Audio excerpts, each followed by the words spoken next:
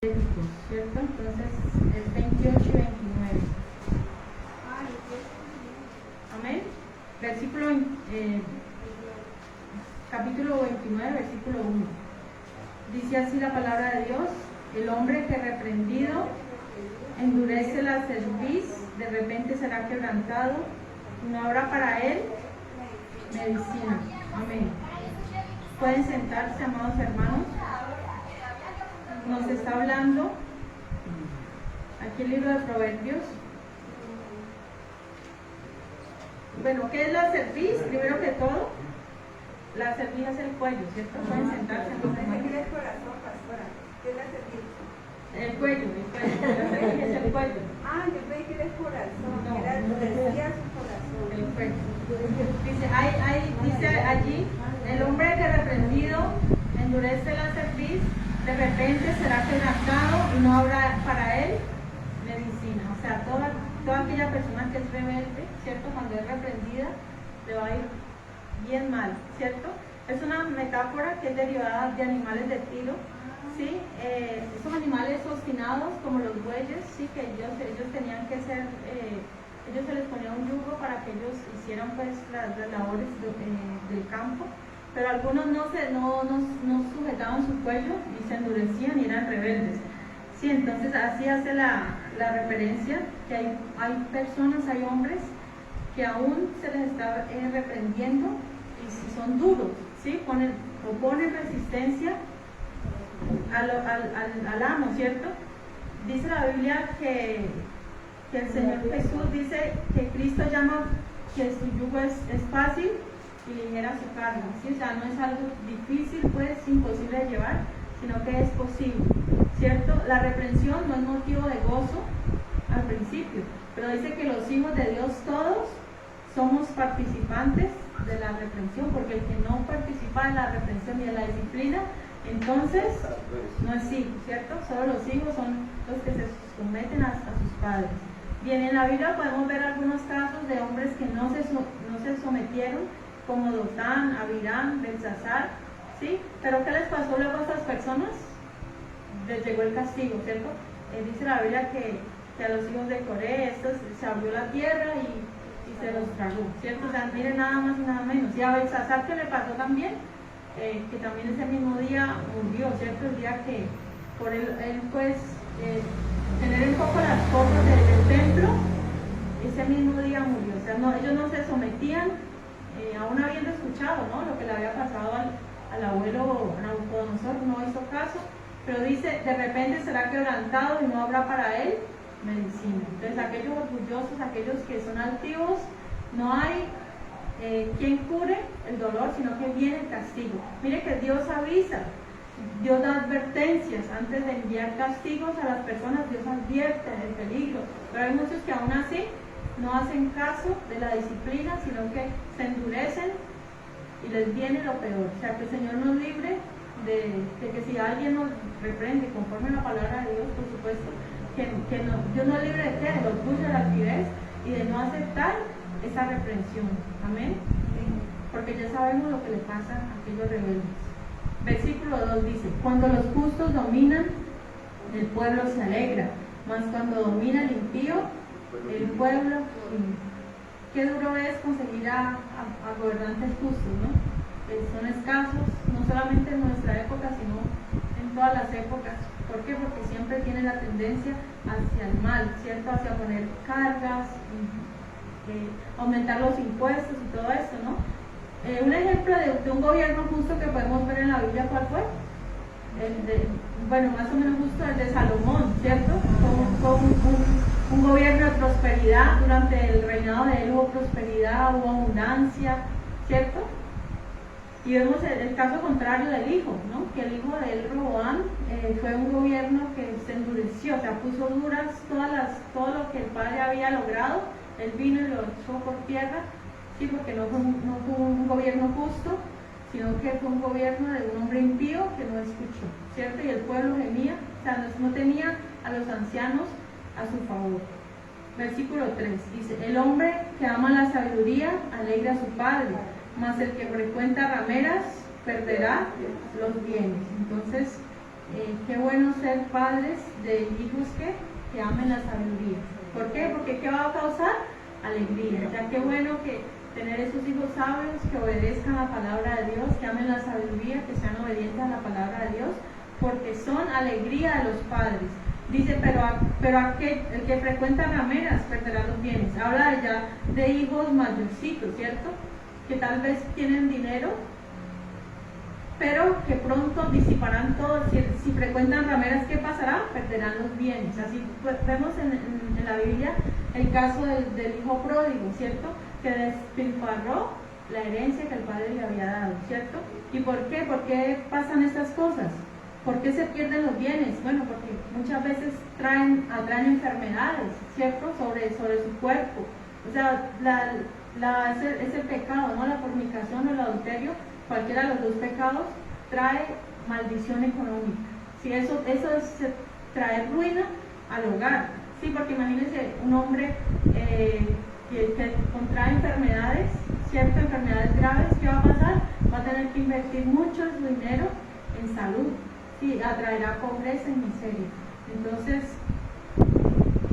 como dice, qué buenos son aquellos que aman la sabiduría y que son causa de alegría y no causa de tristeza para los padres. Versículo 4.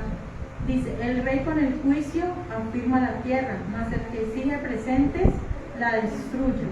¿Cierto? Ahí está hablando de aquellos que exigen soborno, ¿cierto? Que exigen esos presentes, es soborno. ¿Sí o no? Pero la Biblia habla de un rey justo, el rey que con justicia, que no exige nada a cambio. Dice, en dos sentidos, soborno o aumento de impuestos o las obligaciones tributarias. Hay reyes que mientras están en campaña prometen no subir los impuestos, prometen muchas cosas, pero cuando ya llegan al poder, ¿qué hacen?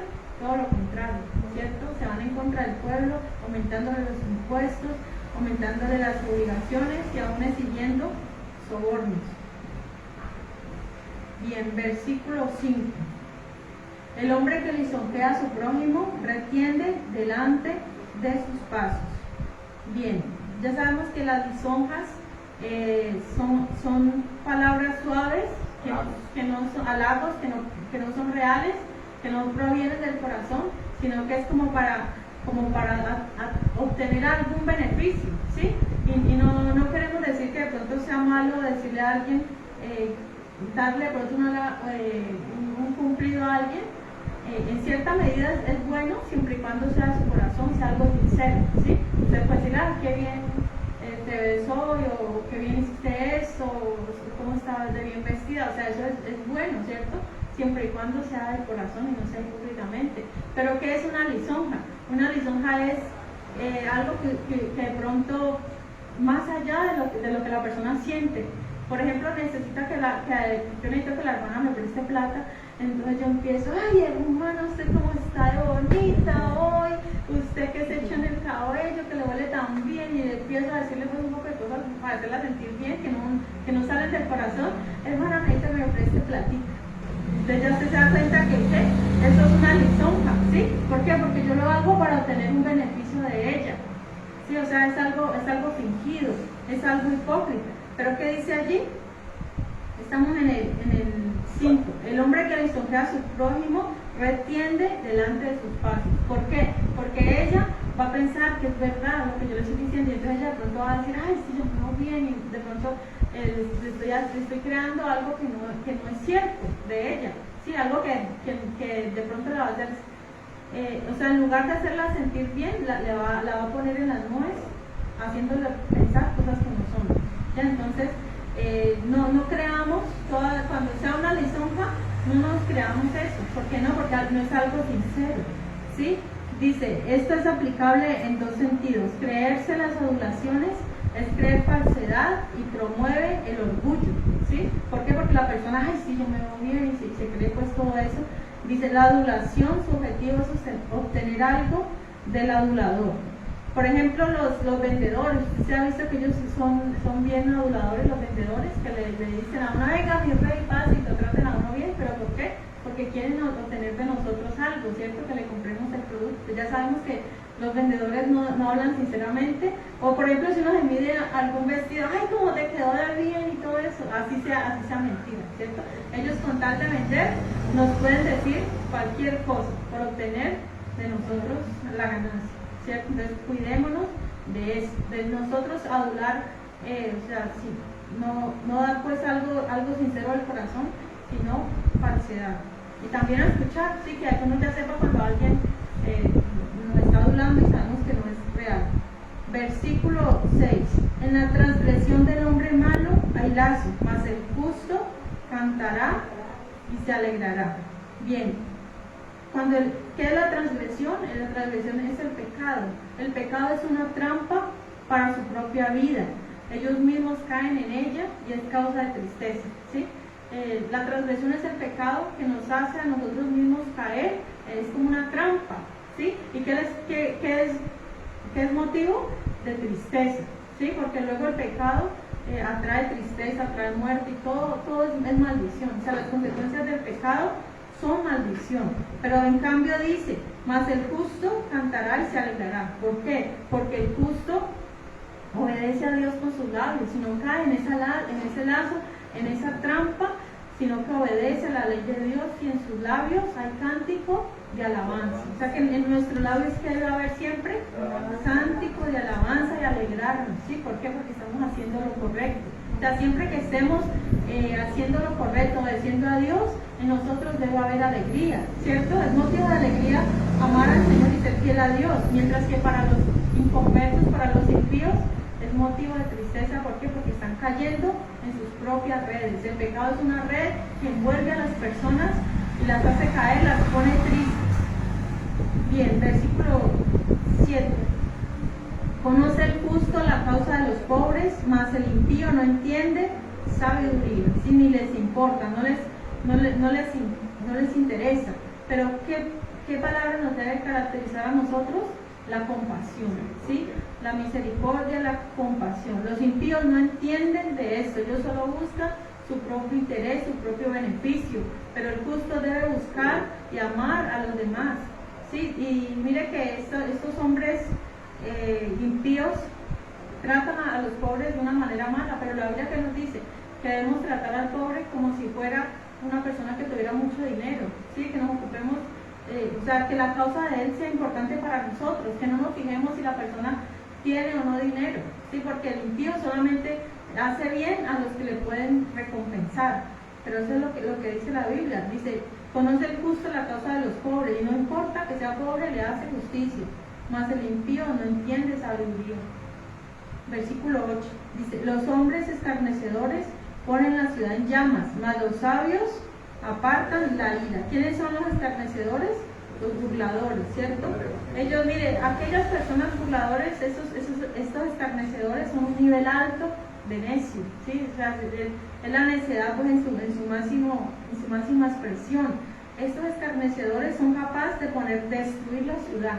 Ellos son capaces de alentar a otros para destruir lo poco que hay en una ciudad. O sea, eso lo hemos visto, ¿no? Dice la Biblia, bienaventurados los pacificadores. ¿Por qué? Porque ellos serán llamados hijos de Dios. Dios nos llamó ¿a qué? A paz, a ser pacificadores, a buscar la paz con todos. ¿Sí? ¿Por qué? Porque ellos serán ¿qué? Llamados hijos de Dios.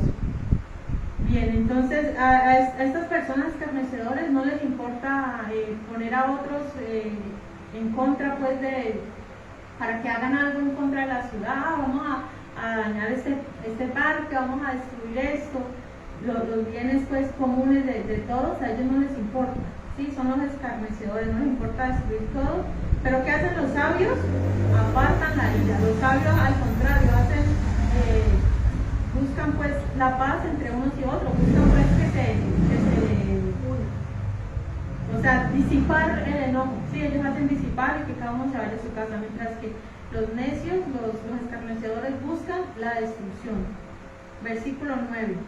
Si el hombre sabio contendiere con el necio, que se enoje o que se ría, no tendrá reposo. Voy a leerlo aquí en esta versión. La nueva traducción viviente. 29:9 dice: Si un sabio lleva a un necio a juicio, habrá alboroto y burlas, pero no se solucionará nada. Es decir, ¿qué quiere decir esto? Si casas una pelea con un necio, aunque seas sabio, prepárate porque ni con ira ni con risas lograrás nada. Es decir, que es mejor a los necios dejarlos quietitos, o sea, tenerlos como delguitos, ni viéndome ni peleando, nada se va a lograr, sí, con ellos.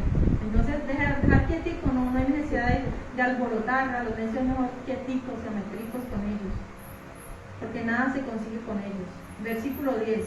Los hombres sanguinarios aborrecen al perfecto, mas los rectos buscan su contentamiento. ¿Quiénes son los hombres sanguinarios? Recordemos que Adán y Eva, luego del pecado, tuvieron un hijo del pecado, ¿cierto? Caín, este hombre malo, este hombre que mató a su propio hermano, ¿cierto? Estamos en el 10, dice, veamos algunos ejemplos en la Biblia. Por ejemplo, Caín, por ejemplo, José y sus hermanos. Los hermanos de José eran hombres malos, ¿cierto? Que deseaban hacerle el mal, eran hombres envidiosos, desearon hacerle el mal a José, ¿sí? Ahí vemos, esos hombres malos aborrecían a aquel hombre justo, ¿sí? Y trataban de hacerle daño. Bueno, Abel logró pues el hermano asesinarlo, ¿no? Bien, dice más, los rectos buscan su contentamiento. Que Dios nos guarde de desear el mal a nuestro propio hermano, de hacerle daño, que Dios nos guarde de eso. O sea, nosotros debemos de amar a nuestros hermanos y no buscar, no querer, no desear que les pase nada malo a ellos. Sí, al contrario, que nosotros veamos a nuestra familia salir adelante y nos gocemos, nos alegremos de que salgan adelante, de que venzan el fracaso, la pobreza, la miseria. No hay que tener envidia, no hay que desear el mal. Ay, qué bueno que te pase a eso por ser así, por ser orgulloso. Y bueno, no, nada de eso. Deseemos el bien y no el mal. Amén.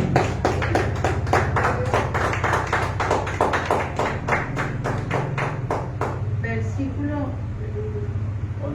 11. El necio da rienda suelta a toda su ira, mas el sabio al fin la sosiega. ¿Cuál es un distintivo para los necios? La ira, el enojo. Ellos dan rienda suelta a toda su ira.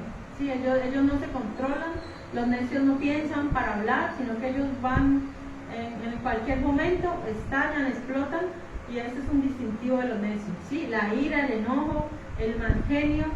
Pero la Biblia dice que el sabio también, no quiere decir que el sabio nunca se enoje, no. Al sabio también le llega la tentación de la ira, pero ¿qué hace el sabio? Se sosiega, se calma, respira, ¿sí?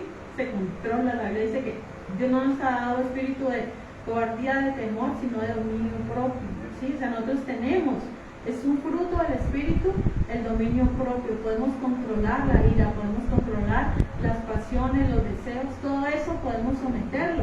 Dijo el apóstol Pablo, con Cristo estoy juntamente crucificado, y no vivo yo, sino que Cristo vive en mí. O sea, que esta carne no nos domine, no nos gane la batalla, porque es una lucha, es una batalla, cada día enfrentamos. Nosotros quisiéramos ya estar libres de todas esas luchas, ¿cierto? Y el apóstol Pablo quería estar libre, ¿cierto? Pero no aún, no es tiempo. Mientras estemos en el cuerpo estamos sujetos a la ley del pecado, pero no nos domina. O sea, que la carne no mande sobre nosotros. Cristo vive en mí. Amén. Gloria a Dios. Versículo 12. Si un gobernante atiende la palabra mentirosa, todos sus servidores serán impíos. O sea que son como unas redes de corrupción. Por eso no es bueno que un pastor pertenezca al gobierno. ¿Por qué? Porque ya sabemos que los gobiernos están llenos de ¿qué? De corrupción. ¿Y qué está diciendo? Que si un gobernante atiende la palabra mentirosa, todos sus servidores serán impíos. Entonces imagínense un pastor estando en un gobierno de impíos, él también va a ser impío, ¿sí? De alguna manera, porque está participando de eso, de esa corrupción. Son redes de corrupción. Por eso que el Señor nos guarde de estar pensando en eso, en lo que no debemos. Porque recordemos que Jesucristo dijo que mi reino no es de este mundo. Y muchos predicadores malinterpretan, es que nosotros el Señor nos hizo reyes y sacerdotes, ¿cierto? Y que gobernaremos y que participemos pues, en el gobierno, pero no es de este mundo. O sea, el Señor nos hizo reyes y sacerdotes, pero no durante este tiempo, sino durante el reinado de Cristo, durante el milenio. Ahí vamos a ejercer lo que ahorita estamos trabajando para Él. Allí el Señor nos va a poner en autoridad. Ahorita no, ahorita estos pasajeros, los gobiernos están contaminados, sí, los gobiernos están todos. Un presidente cuando llega a la presidencia tiene que hacer juramentos, tienen que, mejor dicho, son cosas de este mundo. La Biblia dice que el Dios de este mundo, ¿quién es? Satanás es el Dios de este mundo, el príncipe de este mundo, y nosotros no debemos de anhelar nada aquí en esta tierra. ¿Por qué? Porque nuestra ciudadanía no es de esta tierra. Dice la palabra de Dios. Versículo 13 dice: el pobre y el usurero se encuentran, Jehová alumbra los ojos de ambos. ¿Sí? Y bueno, allá hace una comparación de un hombre pobre y un usurero. ¿Quién es el usurero? Aquel que cobra usura, aquel que cobra interés más de lo justo. ¿Sí? Pero dice que Jehová alumbra los ojos de ambos. Quiere decir que Dios hace salir el sol sobre justos y sobre pecadores. ¿Sí? Exacto, sobre todos. Dios puede alumbrar el camino de ambos. Amén. Eso es lo que está diciendo ahí el versículo. Versículo 14. Del rey que juzga con verdad a los pobres, el trono será firme para siempre. Si nosotros sabemos que, ¿de quién es el trono firme para siempre? Del Señor. Porque todo, del resto no ha habido un trono que se haya podido establecer por siempre. O sea, al contrario, antes vimos en un proverbio que el trono no es para siempre, cierto que no es para siempre. ¿Por qué? Porque el hombre peca, porque se acaban los gobiernos, pero dice que el rey que juzga con verdad a los pobres. Bien, versículo 15. La vara y la corrección dan sabiduría, mas el muchacho consentido avergonzará a su madre. Y leamos también el 17, que tienen relación. Dice: corrige a tu hijo y te dará descanso, y dará alegría a tu alma. Ahí está hablando de qué? De la corrección, de la vara. ¿Por qué? Porque la sabiduría la necedad viene ligada al muchacho. O sea, desde que nacemos venimos con necedad en nuestro corazón. ¿Sí? Pero ¿qué apartará a los hijos de esa necedad?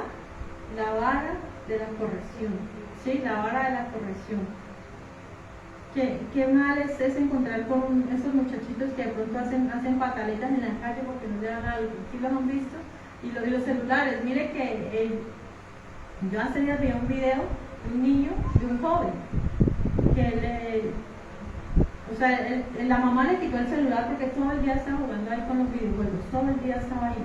Entonces la mamá le quitó el celular a ver si hacía algo. ¿Y saben qué hizo? Le cogió y le pegó a la mamá. O sea, la mamá tuvo que entregarle el celular para poder que se calmara, para que se calmara la hija. Entonces, ¿qué pasó? Ya le cogió ventaja hace rato, porque hoy en día los niños chiquiticos, ¿qué hacen? Para que se entretengan, para que no molesten, le pasan el celular, y eso es un gran error. O sea, pasarle un celular a un bebé, para que, no, eso mejor dicho se lo vuelve rebeldes de una manera impresionante. Entonces, si en nosotros, en nuestro alcance está no hacer eso, o sea, tenemos familiares, evitemos eso, si quitemos el celular a los niños deben estar jugando, deben estar aprendiendo, haciendo otras cosas. Eso da rebeldía a los niños. Pero entonces aquí dice que la vara y la corrección dan sabiduría. Dice que el muchacho consentido avergonzará a su madre. O sea, es vergüenza para la madre un hijo que haga pataletas, imagínense que le intente pegar a la propia madre. Es un hijo que avergüenza, ¿cierto?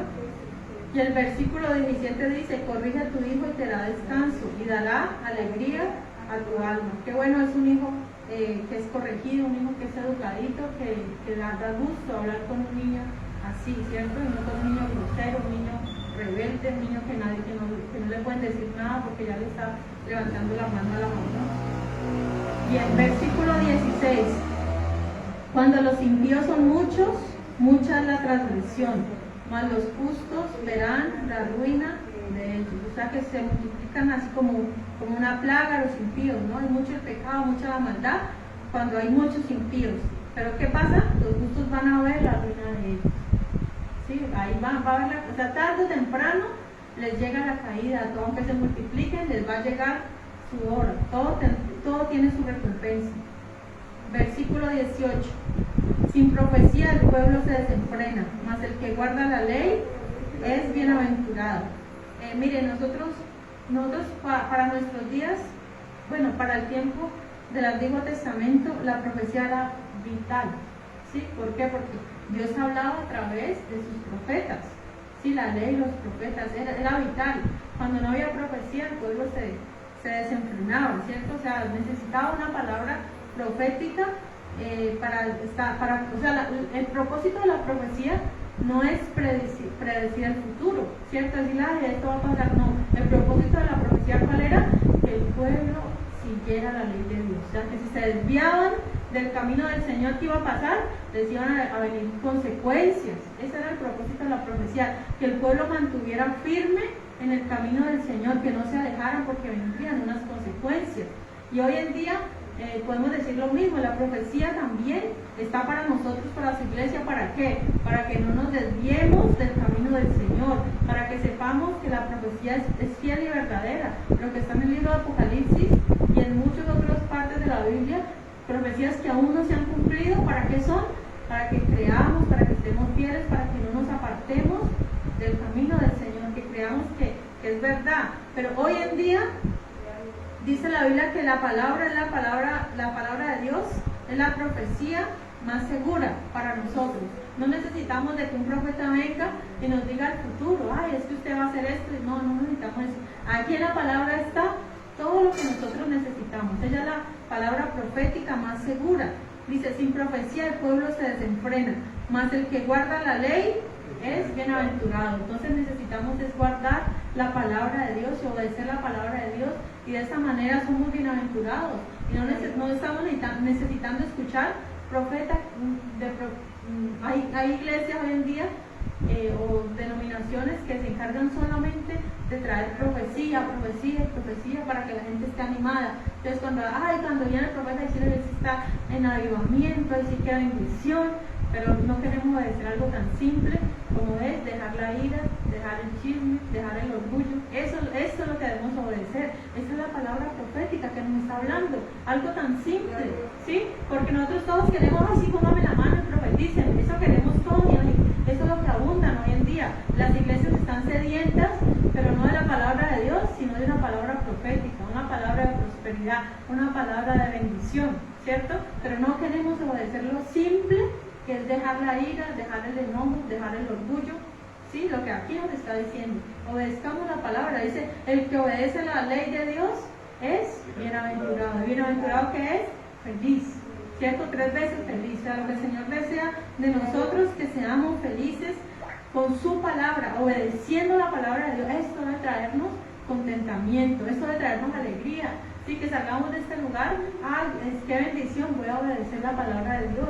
O sea, esa es la bienaventuranza que Dios quiere que cada uno de nosotros tengamos al salir de este lugar. Esa es la bienaventuranza, esa es la felicidad nuestra. No que un profeta vino y me habló y estoy feliz por eso porque Dios sí me habló. Y no, Dios nos habla todos los días a través de su palabra. Que nosotros no queremos leerla todos los días, esa es otra cosa, pero Dios nos habla. Amén. Démosle un aplauso por esto.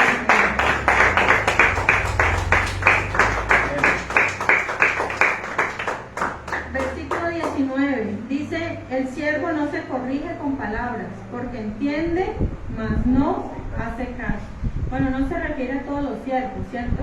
Sino a aquellos que tienen un corazón rebelde y no servicial. Ellos aprenderán con duras experiencias y con golpes en la vida.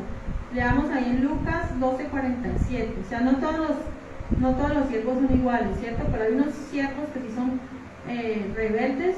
Ellos no escuchan, aunque entiendan lo que se les diga, no harán caso. Lucas, el que lo tenga por favor, 12:47.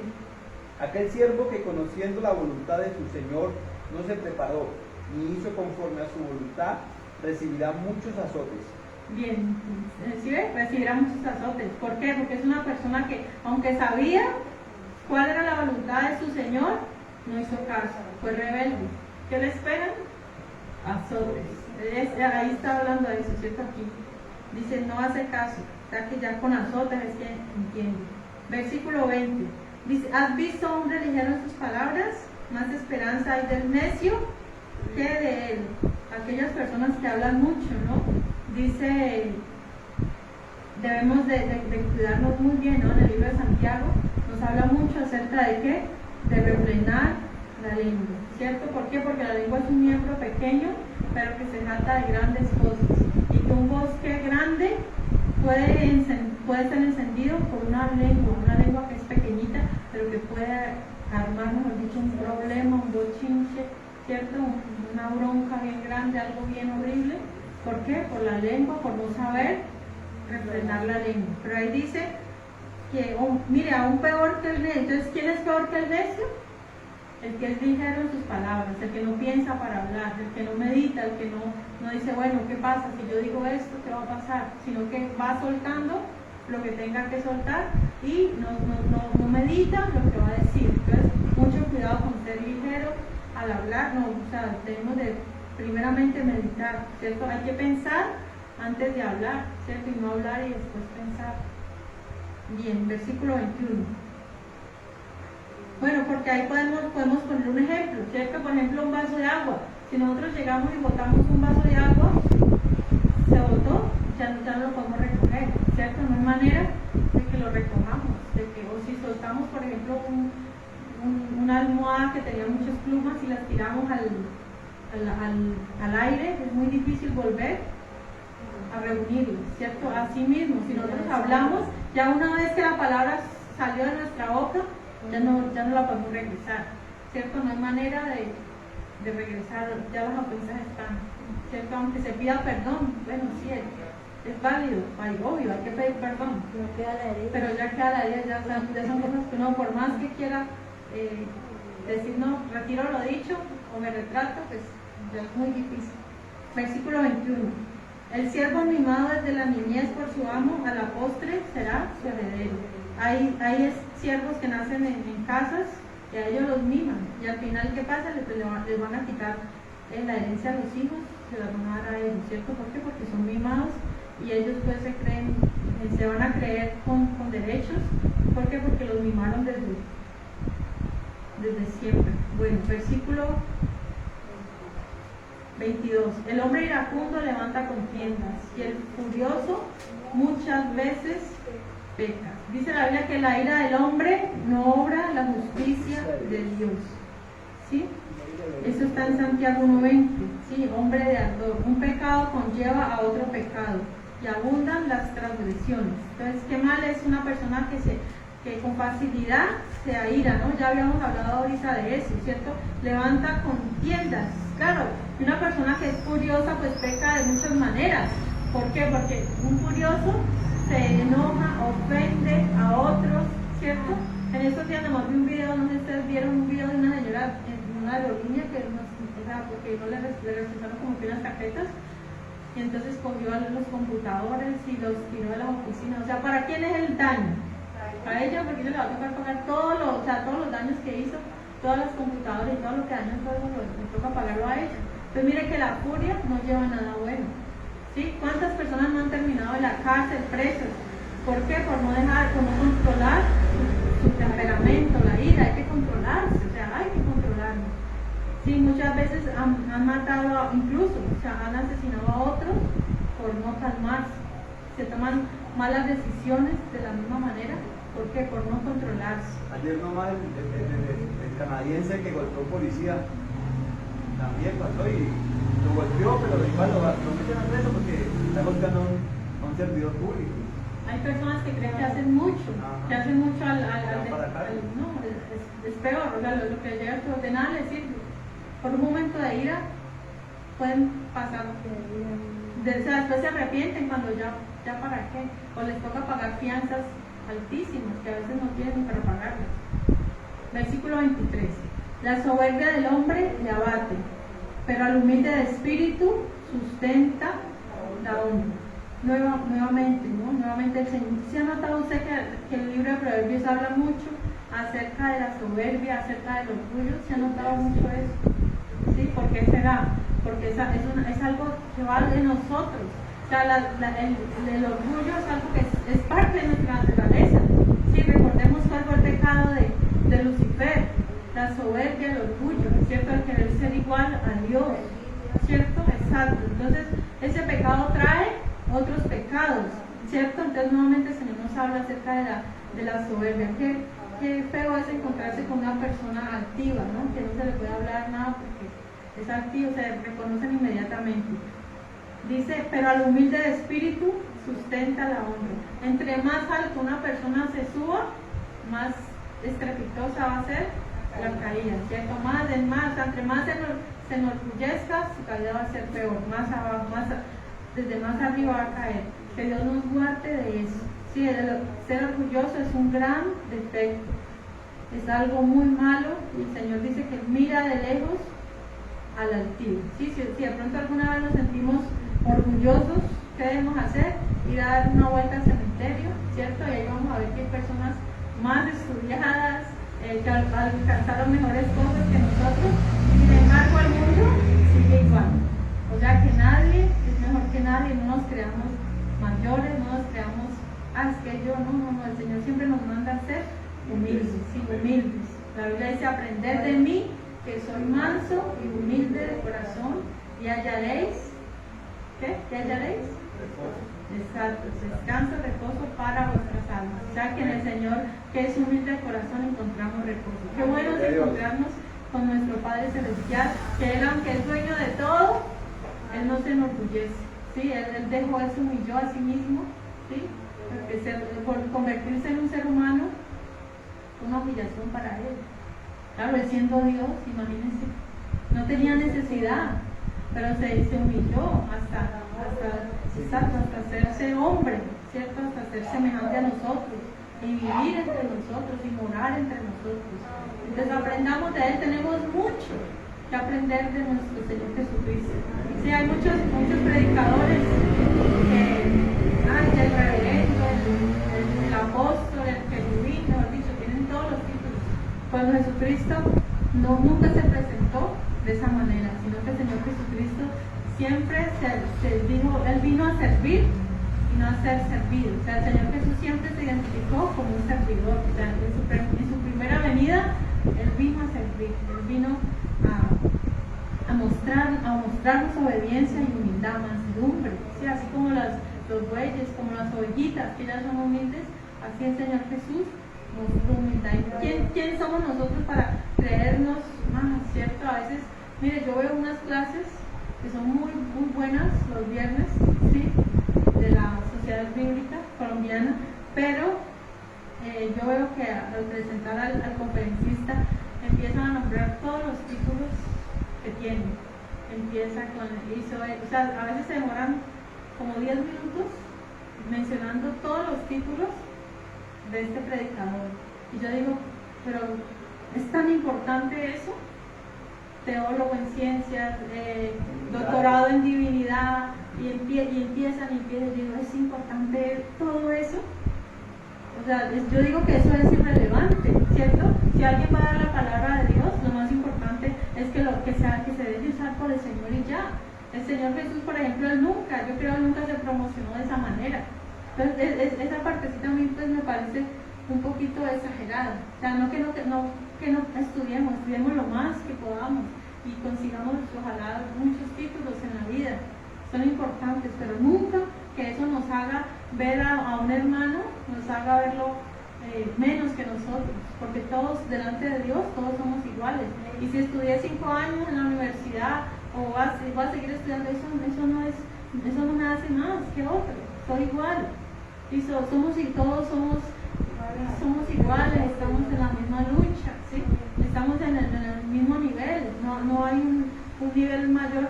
Por ejemplo, en el cielo no hay acá los teólogos, acá los que no estudiaron nada, ni primaria, sí, no. En el cielo van a haber distinciones, pero eso no es por el estudio, o por plata, o por fama, o por poder, ¿no? Allá dice la Biblia que el que quiere ser vuestro Señor será vuestro servidor, ¿sí? Entonces lo más importante es el corazón, y Dios exalta al que quiere exaltar y humilla al que quiere humillar. Él es soberano, Él se merece toda la gloria, nosotros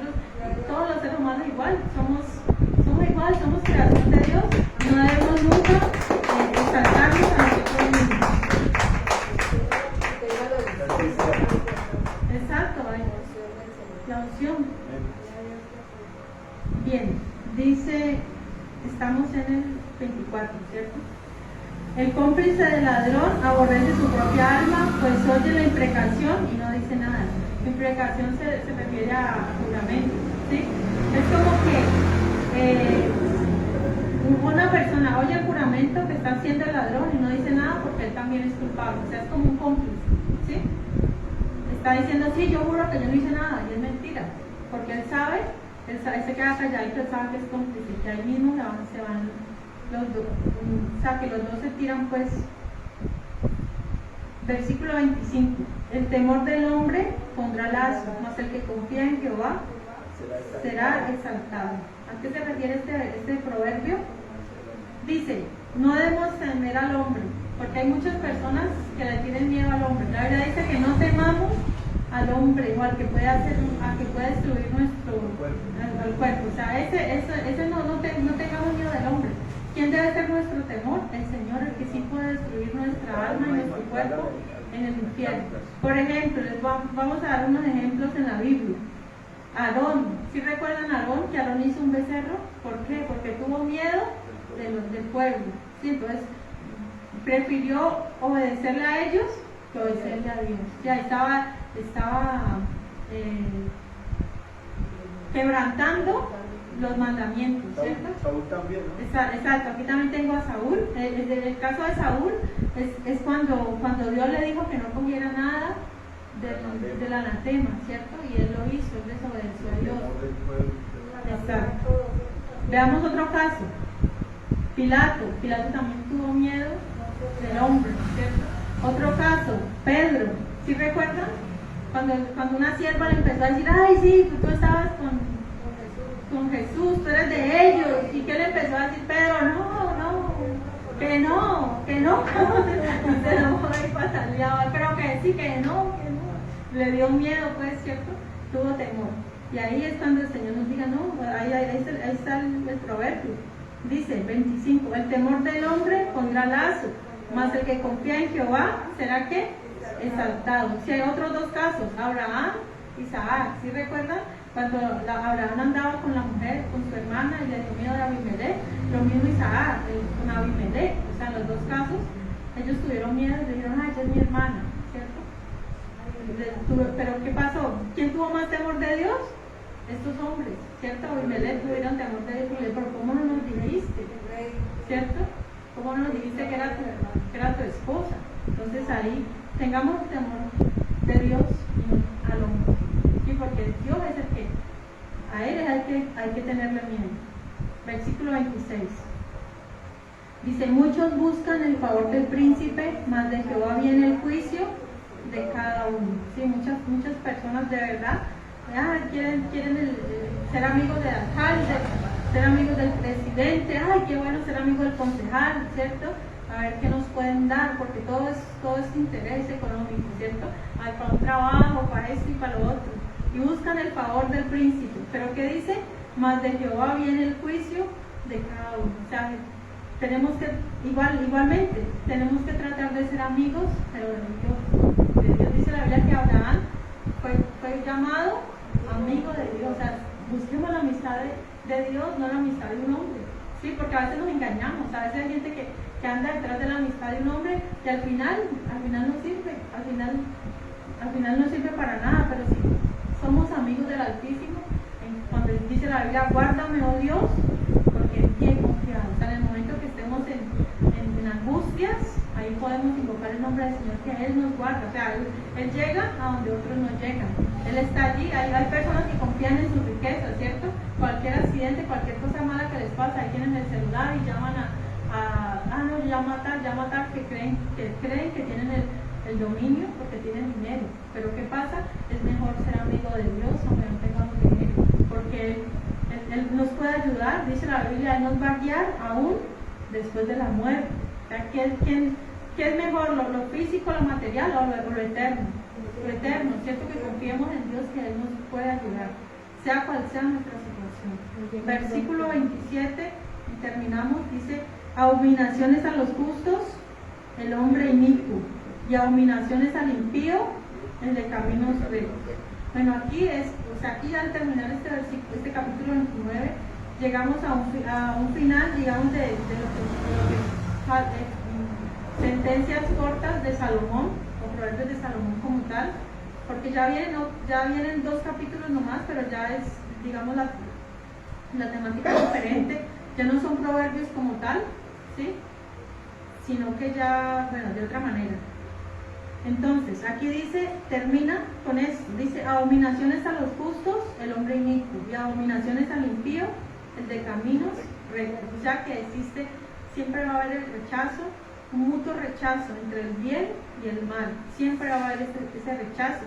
Hay una eterna enemistad entre la simiente de la mujer y la simiente de la serpiente, ¿sí? Va a haber esa enemistad, dice la Biblia ahí. Entonces ahí se puede ver, es una buena manera de cerrar con el libro, ¿no?